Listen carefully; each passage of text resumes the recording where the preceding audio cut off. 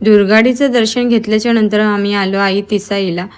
तर आई तिसाईची ओटी भरताना कधीही 2 ओट्या घ्यायच्या, कारण की आई जरी आणि मरी या दोघी बहिणी आहेत. त्यांच्या ओटी भरल्याच्या नंतर मग आम्ही निघालो घरी जायला. तर रस्त्यात भेटला कुत्रा आणि त्याला दिले बिस्किटं, पण तो बिस्किटं खायला नकार देत होता आणि पुढे जाता जाता हिराघाट दिसला. तर हिराघाटला गेलो आणि हिराघाटला कधी आलात तर विठ्ठलवाडी स्टेशनवरून रिक्षा करून तुम्ही आरामात हिराघाटला येऊ शकता.